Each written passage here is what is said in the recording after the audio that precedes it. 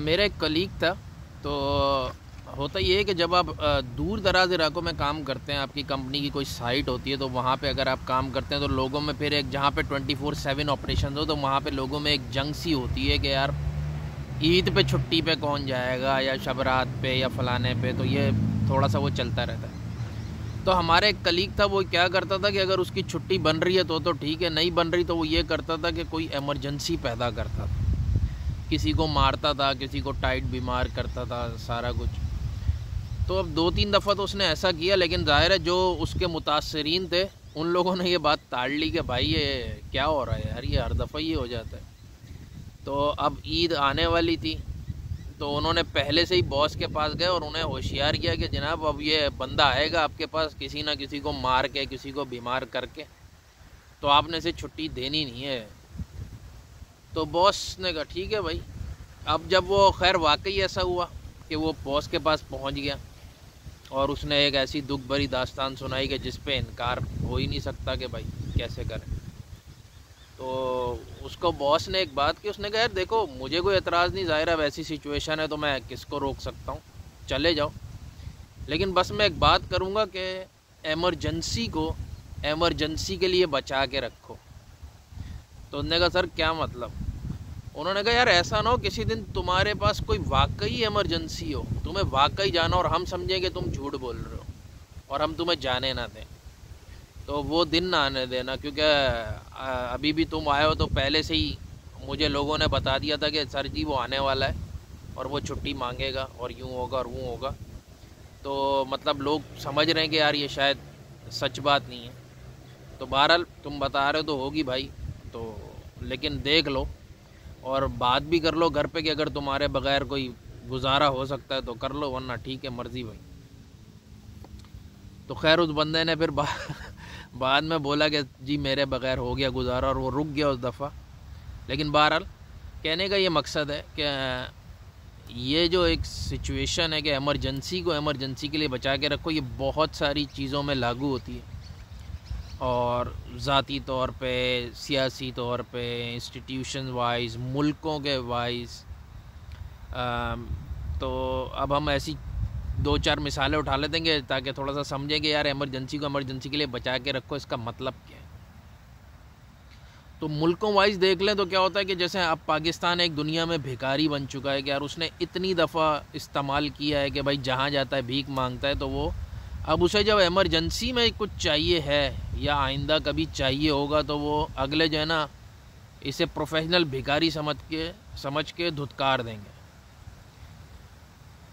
Institution wise अदलिया ने एक दो ही इंस्टीट्यूशन है जिनकी मानी जाती थी, जिनकी इज्जत थी थोड़ी बहुत, लेकिन अदलिया ने साकिब निसारों को थ्रू और चौधरी साहब के थ्रू और फलाने के थ्रू इतना इतना इतना मिसयूज़ कर लिया कि अपनी इज्जत को उन्होंने इमरजेंसी के लिए नहीं रखा। अब वो इज्जत जो है ना तार तार हो गई। अब वो टाइम आ जाएगा कि अदालत कहेगी कुछ, मानेगा कोई नहीं, हटा भाई, और उनका मुंह भी नहीं होगा। तो और इसी को ही तकरीबन अनारकी कहते हैं। सियासत में आ जाएं तो जैसे एमरजेंसी के लिए यूज़ में रखो का मतलब एक दो हैं। एक तो है कि उसे बार बार इस्तेमाल ना करो, और ये है कि उसे वक्त से पहले भी इस्तेमाल ना करो। अब खैर सियासत में आ जाएं तो नवाज़ शरीफ ने एक दफ़ा गुजरांवाला जलसे में नाम लिए फैज़ का और बाजवा साहब का, तो खलखली मच गई एक ही दफ़ा में, और सबको पता था कि यार ये क्या कह दिया उन्होंने। अपने अपने एलची भेज दिए कि भाई हम तो यूँ हैं, हम तो बड़े शरीफ हैं, हम तो यूँ हैं। उन्होंने अपनी लॉबिंग शुरू कर दी कि नवाज़ शरीफ ऐसा ना करे, लेकिन नवाज़ शरीफ का एक दफ़ा भी कहना जलजला ले आया। इमरान खान, अब ये बहादुरी इमरान खान आए दिन यूज़ कर रहा है, आए दिन इस्टेब्लिशमेंट को नाम लेके, किसी को फलाने को डिमा के, अब आप बार बार यूज़ कर रहे हो, वो चीज़ अपनी अहमियत खो गई है।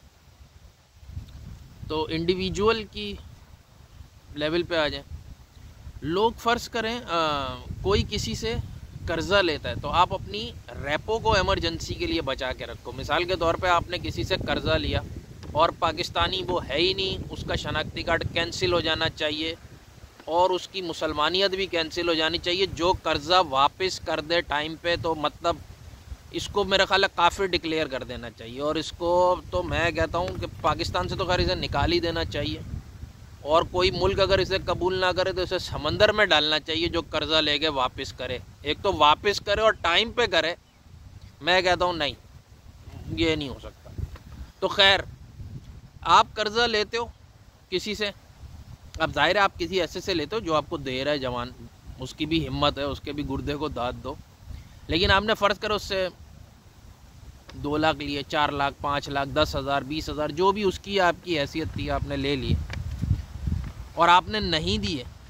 अब वो कॉन्टैक्ट आपका एमरजेंसी के लिए बचा नहीं है, ठीक है। आपने एमरजेंसी को एमरजेंसी के लिए नहीं रखा, आपने वो अपनी रेपो को कैश करा लिया। तो आप जब कैश करा लोगे तो आपका फिर ठीक है, अल्लाह हाफिज़ है। अब इसी का दूसरा पार्ट है इन्हीं बातों का। एक तो एक है एमरजेंसी को एमरजेंसी के लिए रखो, दूसरा पार्ट है इसका, ये दूसरी किस्म के भी लोग हैं, या यही किस्म भी हो सकती है। वो ये कि एमरजेंसी को एमरजेंसी पे इस्तेमाल करो। क्या मतलब ये कि अभी रमज़ान आ रहा है, खैर चले रमज़ान आए ना आए, वैसे ही कि लोग बहुत सारे जेन्युइन ज़रूरतमंद भी होते हैं, लेकिन ज़ाहिर है रमज़ान में ज़रा लोग ज़्यादा खैरात ज़कात भी करते हैं, कुछ सखी भी हो जाते हैं, अच्छी बात है। और लोग मांगने वाले भी बहुत, वो तो खैर काफ़िले भी चल के आते हैं दूसरे शहरों से, बड़े शहरों की तरफ वगैरह।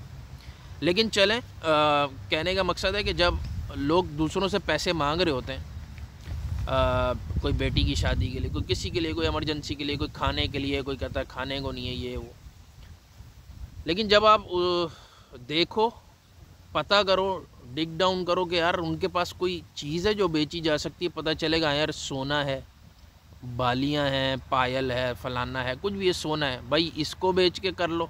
भाई घर में मरीज़ है, इलाज कराना है, यार ये तो सोना है इमरजेंसी के लिए, अबे भाई यही तो इमरजेंसी है, और कौन सी इमरजेंसी है। या घर के हालात ख़राब है, भाई वो फ़लानी चीज़ बेच दो, नहीं यार वो तो इमरजेंसी के लिए, अबे भाई तो यही तो है बुरे वक्तों के लिए। एक होता है ना बुरे वक्तों के लिए कुछ बचा के रखा, यार ये तो बुरे वक्त है भाई, यही तो बुरा वक्त है, आ गया बुरा वक्त, अब इस्तेमाल कर लो। या लोगों ने अपने एसिड मतलब टीवी फलाना और बहुत सारी चीज़ें ऐसी हैं जो कि इमरजेंसी में बेची जा सकती हैं, जिसके बगैर आपकी ज़िंदगी गुजर सकती है। तो यार आप उसको शॉर्ट कर लो, कम कर लो, वो लोग वो भी नहीं करते। तो खैर कहने का मकसद है कि इन दो चीज़ों पे हमें भी सोचना चाहिए कहीं हम इसमें इन्वॉल्व तो नहीं है कि यार हम एक तो एमरजेंसी को एमरजेंसी के लिए बचा के रखें, और एमरजेंसी के टाइम जो चीज़ एमरजेंसी के लिए है उसको इस्तेमाल में लाएं। अल्लाह हाफिज़।